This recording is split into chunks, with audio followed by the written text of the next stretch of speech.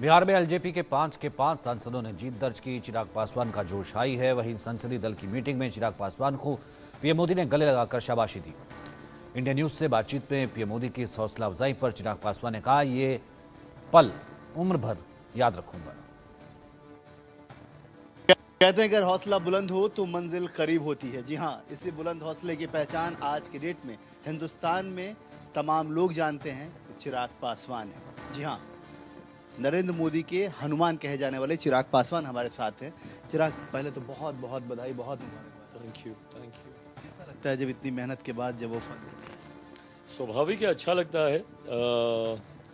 परिश्रम का फल मीठा होता है, ये स्कूल में बचपन में हम लोग को सिखाया जाता था। सब्र का फल भी मीठा होता है, ये भी सिखाया जाता था। इन दोनों चीज़ों को अपने जीवन में मैंने धारण करने का प्रयास किया।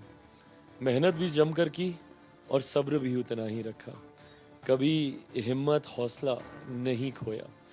कई उतार चढ़ाव से आप जानते ही हैं, पिछले 2-3 साल कई उतार चढ़ाव भरे रहे मेरे लिए, व्यक्तिगत तौर पर भी, राजनीतिक तौर पर भी, मेरी पार्टी के लिए भी काफ़ी कठिन रहे। ऐसे में जिस तरीके से पार्टी को आज एक नई पहचान मिली है, इसका श्रेय जहां एक तरफ मैं बिहार की जनता को दूंगा, तो वहीं पूरी तरीके से अपने पार्टी के हर एक कार्यकर्ता, हर एक नेता को भी दूंगा। और साथ ही में प्रधानमंत्री जी को खास तौर पर उनका वो विश्वास मुझ पर, नहीं तो ये कोई सामान्य बात नहीं है कि एक सिंगल सांसद वाली पार्टी को आप 5 सीटें उठाकर दे दें लड़ने के लिए। तो ऐसे में मतलब इतिहास में हम लोगों ने देखा है गठबंधन राजनीति में कि जो दल होते हैं उनकी सीटें कई बार 1-2 कम हो जाती हैं, बट एक सिंगल सांसद को 5 सीटें उठा के दे दी जाए लड़ने के लिए, ये विश्वास जो मेरे प्रधानमंत्री ने मुझ पर रखा, खुशी मुझे इस बात की भी है कि मैं उनके विश्वास पे खरा उतर पाया। उन्होंने मुझे 5 सीटें लड़ने के लिए दी, मैंने उनको 5 सीटें जीत कर दी। तो ऐसे में मेरे मनोबल को ये बढ़ाता है। यकीनन पार्टी एक नई ऊंचाइयों पर है आज की तारीख में। ये पार्टी के हर एक नेता कार्यकर्ता के लिए भी गर्व की बात है। और जो कुछ भी हुआ ये सब मेरे नेता, मेरे पिता आदरणीय रामविलास पासवान जी का आशीर्वाद है। उनके आशीर्वाद से ही आज पुनः पार्टी नई ऊंचाइयों तक पहुंची। वक्त के थपेड़ों ने बहुत कुछ सिखाया है आपको, बहुत समझाया है। जो ये साल रहा, जो खास तौर पे 3 साल का जो वक्त रहा, जो बहुत क्रिटिकल था आपके लिए, एक तो सबसे बड़ी चीज़ है कि आपके जो बट वृक्ष कहे जाने वाले आपके पिताजी आपके सर पे नहीं थे, माताजी बहुत साथ रही आपके। ये जो वक्त रहा, इसमें इतनी मुश्किलों के बाद कभी लगा ऐसा कि परिवार के तौर पे, परिवार के बड़े के सदस्य के तौर पे, जो अब नहीं है आपके साथ चाचा, उनका रहना या उनकी अपनी जिम्मेदारी निभाना उनको चाहिए था? मुझे नहीं पता आसिफ भाई, मतलब किसको क्या जिम्मेदारी निभानी चाहिए थी, नहीं। मुझे लगता है मैं कोई भी नहीं हूँ किसी को भी इस बात का एहसास दिलाने के लिए। मैंने अपनी हर जिम्मेदारी निभाने का प्रयास किया। संभवतः हो सकता है मुझसे भी कई गलतियाँ हुई होंगी, पर मैं ये मानता हूँ कि कोई भी गलती इतनी बड़ी नहीं हो सकती कि बाप और बेटे को इस तरीके से अलग कर दे। मैं अगर उनका अपना सगा बेटा होता, क्या तब भी वो मेरे साथ ऐसा ही करते? ये सवाल बार बार मेरे मन में कौंधता है।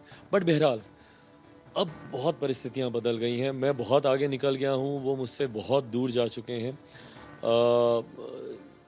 व्यक्ति इसलिए था क्योंकि मैं भी बिहार घूम के आया।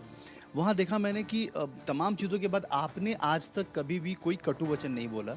लेकिन जिस तरीके से मैंने हाजीपुर में देखा, खगड़िया में देखा, समस्तीपुर में देखा कि उनके लोग मतलब खिलाफ में, मैं ये कह सकता हूँ क्योंकि मेरे पास तो बहुत सारे विजुअल है कि वो लोग खिलाफ में प्रचार करते नजर आए। तो इसको कैसे देख रहे हैं आप, और उसके बावजूद एनडीए में होने के बाद? नहीं, बिल्कुल, और ये गठबंधन धर्म की मर्यादा के खिलाफ है। मेरे व्यक्तिगत संबंध क्या हैं, कैसे हैं, वो अभी एक अलग विषय है। पर राजनीतिक परिस्थिति में, परिप्रेक्ष्य में अगर आप देखिए तो वो अपने आप को एनडीए का एलाई बोलते हैं और कहते हैं कि हम ईमानदारी से हम एनडीए के साथ हैं, जबकि उन्होंने और उनकी पार्टी ने पूरा प्रयास किया मेरे तमाम सांसदों को हरवाने का, और तो और एनडीए के भी कई सांसदों को, मैं नाम लेके बोलता हूँ, नित्यानंद राय जी को हरवाने का पूरा प्रयास इनकी पार्टी के नेताओं के द्वारा किया गया। तो ऐसे में ये किसी ईमानदार सहयोगी की भूमिका तो कतई नहीं है। ऐसे में ऐसे लोगों को एनडीए का हिस्सा अब ये लोग कभी हो भी नहीं सकते। अब एनडीए की बात कर लें अगर, तो आज जो 2 तस्वीरें बहुत ज़्यादा वायरल हैं। एक तो आप जब कंगना रनावत, क्योंकि वो तीसरे टर्म में जब आप पहुंच रहे हैं, वो फर्स्ट टर्म में है, जबकि शुरुआती फिल्मी कैरियर भी आपने स्टार्ट किया था, उनके साथ फर्स्ट मूवी आई थी, एक एहसास हो रहा आज मिलने का। दूसरा, वो प्रधानमंत्री के साथ गले मिलकर आपने कहा क्या, जो प्रधानमंत्री ने आपको? मैंने उनसे कुछ नहीं कहा, बट उन्होंने बहुत खूबसूरती से और बहुत प्यार से उन्होंने, मुझे नहीं पता था कि वो मुझे ऐसे गले लगाएंगे। मैं उनके पास गया और उनका अभिनंदन कर रहा था, पहुँच होने का प्रयास कर रहा था, उन्होंने मेरा हाथ पकड़ के जिस तरीके से और बहुत प्यार से, बेटा बहुत बढ़िया रहा, जिस तरीके से उन्होंने बेटा कहा कि बहुत बढ़िया रहा, बहुत अच्छा बोले, और जिस तरीके से गले लगाया, ये वो क्षण हैं जो कि मेरे लिए उम्र भर मेरे साथ रहने वाले हैं। और मैं बार बार मैं कहता हूँ कि ये वो रिश्ता मेरे प्रधानमंत्री के साथ रहा है हमेशा से, जिसको लोगों ने बहुत ताहने दिए, मेरे कठिन समय में बहुत इसको लेकर तंज मुझ पर कसे जाते थे, पर इसकी मर्यादा उन्होंने भी हमेशा बनाए रखी, मैंने भी हमेशा बनाए रखी, और ये बहुत खूबसूरत रिश्ता है हम दोनों का। आपको लगता है कि अब जो सरकार बन रही है, क्योंकि पहली बार तीसरे टर्म में पहली बार एनडीए की सरकार बन रही है, तो तरह तरह के सवाल खड़े हो रहे हैं। इकलौते आप थे जो रिजल्ट होने के जैसे ही रिजल्ट की घोषणा हुई, सबसे पहले आपने ट्वीट करके ये कहा कि मैं एनडीए के साथ हूँ, मैं अपने प्रधानमंत्री के साथ हूँ, मैं अपने राम के साथ हूँ, मैं हनुमान की भूमिका में निभा रहा हूँ। तो अभी भी क्या, क्योंकि वो घटना हुए 24 घंटे बदल चुके, पूरी स्थिति अब जाके साफ हुई है कि इक्वेशन में क्या क्या स्थिति है, 240 पे वो रुक गए, तो क्या अभी कोई बातचीत ऐसी या कुछ ऐसा डिमांड, क्योंकि लगातार लोग इस तरह कोई डिमांड नहीं है भाई, और मैं तो कहता ही हूँ कि मैं बहुत नाशुक्रा होऊंगा अगर इसके बाद भी मैं कोई डिमांड रखूँ। बिना मांगे मेरे प्रधानमंत्री ने मुझे, मेरी पार्टी को इतना सम्मान दिया।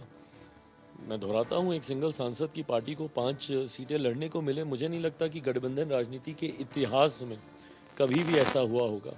इसका कोई दूसरा उदाहरण मुझे नहीं लगता राजनीतिक इतिहास में कभी भी रहा होगा, भारत की राजनीतिक इतिहास में, कि एक सिंगल सांसद की पार्टी हो और उसको आप उठाकर 5 सीटें देते। तो ऐसे में मेरे प्रधानमंत्री जी ने मुझे बिना मांगे ही सब कुछ दिया है। कोई लालसा अब बची नहीं है, बट हाँ, ये समर्पण मेरे प्रधानमंत्री के प्रति ज़रूर है। जो मैंने ट्वीट भी किया, मुझे नहीं भी करने की ज़रूरत थी, क्योंकि हर कोई मेरे उस समर्पण भाव को समझता है। बट हाँ, कुछ लोग उस बीच में भ्रम फैलाने का प्रयास कर रहे थे, कोई बाएं जाएगा, कोई दाएं जाएगा, ऐसा कयास विपक्ष के नेता, विपक्षी दल करने का प्रयास कर रहे थे। कॉल आया था कि नहीं इंडिया गठबंधन की तरफ से या किसी भी के, क्योंकि माना ये जा रहा था, क्योंकि जब सबसे पहले अगर रिजल्ट की बात करें, 100% रिजल्ट की बात करें, तो वो आपके पास था। आपके बाद सभी का रिजल्ट अनाउंसमेंट हुआ कि किसी को 12 हुआ, किसी का, चाहे नीतीश जी की बात करें या टीडीपी की बात करें उसके बाद, लेकिन सबसे पहले आपका रिजल्ट घोषित हुआ कि 5 आप लोगों ने जीत।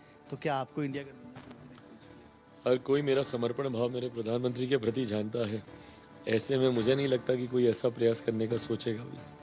आपको अब लगता है कि अब कोई ज़रूरत नहीं है किसी मंत्री पद की, किसी भी चीज़ की, लालसा नहीं है, क्योंकि आप बार बार कहते हैं कि मुझे किसी चीज़ की लालसा नहीं है। और मुझे हकीकत में नहीं है। देखिए, मेरा एक लक्ष्य है, बिहार फर्स्ट, बिहारी फर्स्ट। बिहार के लिए समर्पित हूँ, बिहार को एक विकसित राज्य बनाना चाहता हूँ, उस दिशा में मैं काम करना चाहता हूँ, और उसी दिशा में मैं आगे बढ़ भी रहा हूँ। और मैं मानता हूँ कि मेरे प्रदेश को एक विकसित राज्य बनाने की क्षमता किसी में है तो मेरे प्रधानमंत्री जी में ही है। और आज एक खूबसूरत परिस्थिति है मेरे प्रदेश की, जहाँ पे डबल इंजन की सरकार है, केंद्र में भी एनडीए की, बिहार में भी एनडीए की, मेरे मुख्यमंत्री जी उसका नेतृत्व बिहार में कर रहे हैं। तो ऐसे में हम लोग बिहार को विकसित राज्य की दिशा की ओर लेकर जाएं, ये इसके लिए मैं ज़रूर प्रतिबद्ध हूँ और उसके लिए मैं ज़रूर कार्य करता हूँ। ऑपोजिशन के कुछ लीडर्स का ये बयान है कि चिराग जी हमेशा कहते रहे बिहार फर्स्ट, बिहारी फर्स्ट की वो लड़ाई लड़ते रहे। पिछले विधानसभा में उन्होंने बहुत ज़मीन पे तमाम चीज़ें की हैं। अब तो साफ तौर पे बीजेपी ने कह दिया कि चेहरा नीतीश कुमार होंगे, नीतीश कुमार के लीडरशिप में ही चुनाव लड़ा जाएगा। तो फिर बिहार फर्स्ट, बिहारी फर्स्ट का क्या होगा, और क्या चिराग जी? भाई क्यों नहीं होगा? क्या मेरे मुख्यमंत्री बिहार का विकास नहीं चाहते?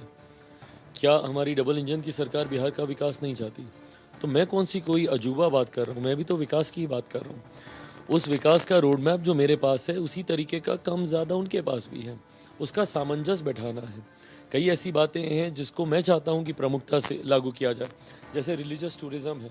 आपको रेवेन्यू जनरेट करना होगा, रेवेन्यू जनरेशन के लिए आपको बिहार में काम करना होगा। वो आप इंडस्ट्री के माध्यम से कीजिए, वो आप टूरिज़्म को प्रमोट कर कीजिए, वो आप इंफ्रास्ट्रक्चर को बढ़ा कर कीजिए, या अपने स्टूडेंट्स को अपने ही राज्य में रिटेन कर कीजिए। जो हम लोग हज़ारों करोड़ की फ़ीस जो हम लोग दूसरे राज्यों में देते हैं, उनको रिटेन कर कीजिए, किसी भी माध्यम से कीजिए, वो रेवेन्यू जनरेट। आपने शायद एक रिलीजियस कुछ आपने एक काम किया था जिसको लेकर बहुत चर्चा थी, क्योंकि ऐसे भी वो बौद्ध सर्किट के बहुत लोग वहाँ पे महावीर और बौद्ध को मानने वाले लोग हैं। आपने वहाँ क्या किया था जो जिसको लछवाड़ भगवान महावीर की जन्मस्थली मानी जाती है, जो कि मेरे ही लोकसभा अब मेरे पूर्व लोकसभा क्षेत्र में जमुई में वो आती है। और उस वक्त एक अफसोसजनक एक घटना घटी थी। भगवान महावीर की वहाँ पे 2600 साल पुरानी एक प्रतिमा है, और कहा जाता है कि उनको उनके उस प्रतिमा को उनके भाई नंदीवर्धन जी ने ही वहाँ पे स्थापित किया था। और ऐसे में वो प्रतिमा 2016 की ये बात है, चोरी हो गई थी। और चोरी होने के बाद इस विषय को मैंने संसद में भी उठाने का काम किया और उस वक्त के गृह मंत्री और मौजूदा तत्कालीन रक्षा मंत्री आदरणीय राजनाथ सिंह जी से मैंने मुलाकात कर प्रयास किया कि वो जल्द से जल्द मिले। सौभाग्य से 1 हफ्ते के भीतर वो प्रतिमा मिली भी। पर ऐसे में जितने भी जैन समुदाय के लोग हैं वो इस बात को लेकर काफ़ी चिंतित थे और वो मेरे संपर्क में आए। और जब वो मेरे संपर्क में आए तो मैंने उनसे आग्रह किया कि भाई आपके प्रभु हैं, आपके भगवान हैं, ऐसे में इनको अगर आप एक खूबसूरत मंदिर में रखेंगे, देश दुनिया से लोग जो आस्था रखते हैं वो आना चाहते हैं, पर व्यवस्था अगर थोड़ी बेहतर, प्रशासन की मदद मैं आपको करवा के दूंगा, आप लोग अपनी लागत से इसको जितना बेहतर कर सकें करने का प्रयास करें। और आज भाई मैं कहना चाहूँगा कि आप उस मंदिर को देखेंगे, मुझे लगता है दुनिया के सबसे खूबसूरत मंदिरों में से एक है। आप अगर गूगल मैप पे भी जाएंगे तो उसमें भी वो अंकित है, भगवान महावीर लछवाड़ मंदिर के नाम से आप उसको खोज सकते हैं। और मुझे लगता है सबसे खूबसूरत मंदिरों में से एक है। और उसको जब से ये नए मंदिर का निर्माण हुआ है, वहाँ पे श्रद्धालुओं की तादाद इतनी ज़्यादा बढ़ गई है कि वो एरिया पूरा सेल्फ सस्टेनेबल होने लग गया है। वहीं पे अब 108 बेड का एक हॉस्पिटल आ गया है, अगल बगल में छोटे छोटे MNCs आ रहे हैं, छोटे छोटे रिजॉर्ट्स, होटल्स ये खुलने लगे हैं। तो धीरे धीरे वो लछवाड़ का पूरा एरिया विकसित होने लगा है।